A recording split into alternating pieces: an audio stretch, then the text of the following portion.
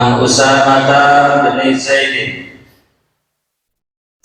qala arsalat ibnatun nabiyyi sallallahu alaihi wasallam ilaihi inna li ubido itu kalau bahasa terjemahan namanya itu dicabut tadi meninggal ya. Faktina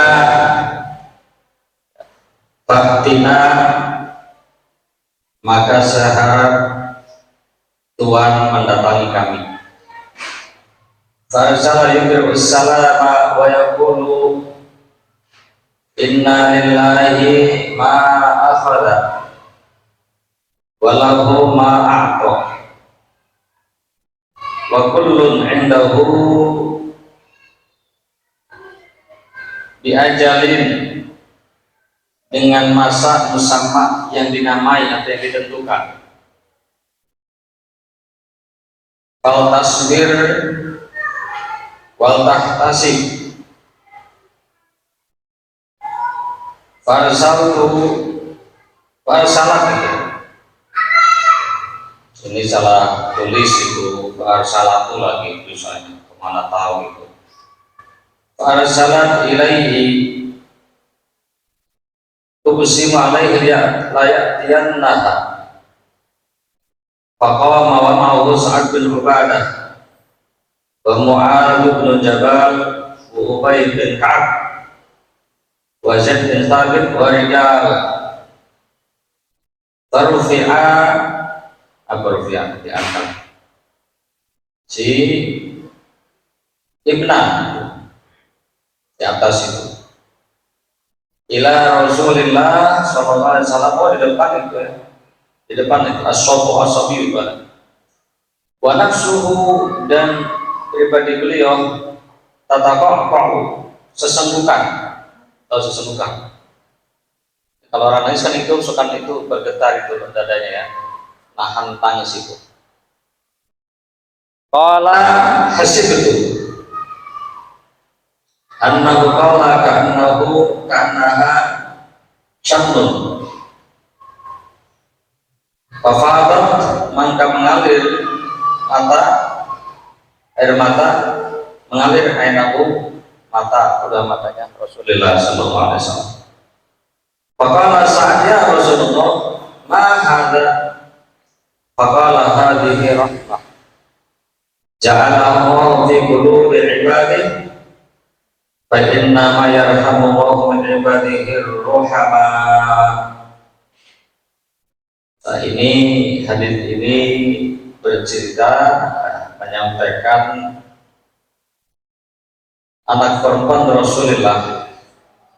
Khilaf namanya siapa, di antara riwayat mengatakan Siti Zainab. Ya, punya anak laki-laki itu meninggal dunia.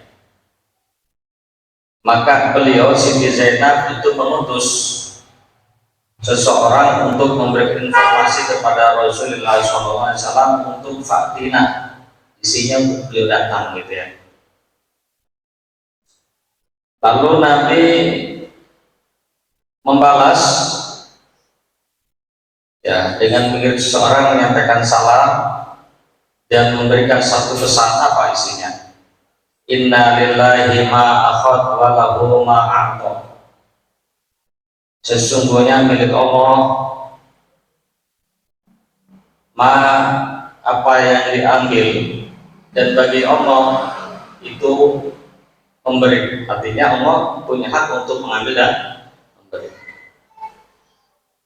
Dan setiap mengambil ataupun memberi itu ada masanya, ada waktunya, diajalin bersama. Oleh karena itu menghadapi fenomena ini, yang itu semuanya itu adalah hak Allah, kehendak Allah, mengambil atau memberi, maka gimana sikap seorang manusia? Fal tasbir, maka bersabarlah. Dan wal tahtasib, memintalah pahala lewat musibah yang dihadapi ini. Lalu Siti Zainab, ya ini satu versi ya, sebab itu ada versi lain bukan Siti Zainab tapi Siti Ruqayyah ataupun Siti Fatimah. bersumpah itu supaya Nabi datang. Akhirnya Nabi bangun bersama siapa? Sa'ad bin Ubadah, Mu'adz bin Jabal, Ubay bin Ka'ab, Zaid bin Sabit, dan rijal, artinya beberapa sahabat yang lain. Berarti banyak tuh orang ikut Rasulullah SAW.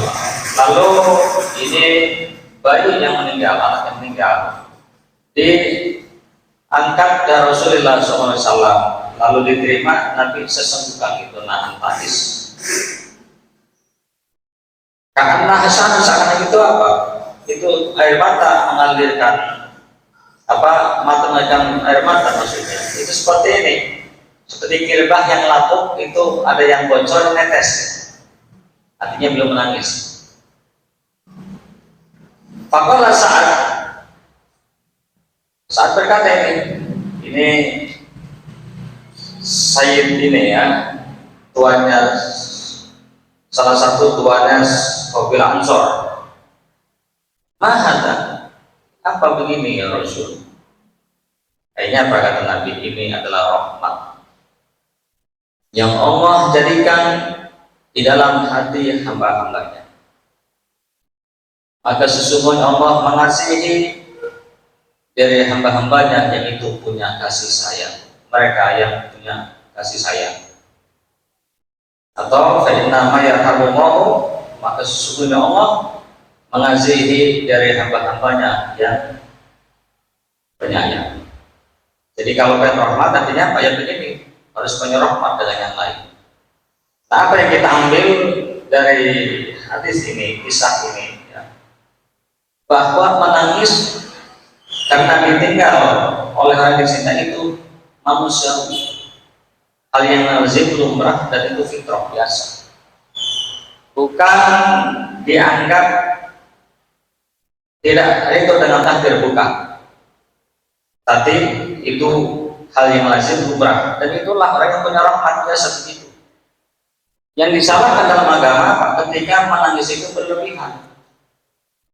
Gimana berlebihan dengan suara yang itu memekak ya, dengan suara menjerit, dengan suara keras, apalagi kalau ditambahin dengan apa?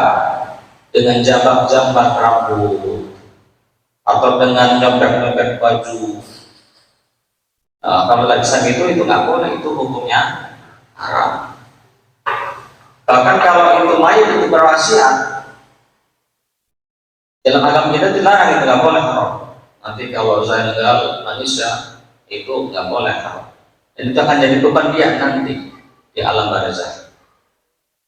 Nah, jadi paham, jadi menangis itu normal. Nah, yang penting nangisnya itu dalam tataran yang wajar, tidak over seperti suara keras dan menjerit. Apalagi sampai menyobek-nyobek baju, menarik-narik jambak rambut, itu nggak boleh. Paham itu? Ya. Jadi kalau ada menangis jangan dibilang jangan kamar kok, itu salah begitu. Itu normal.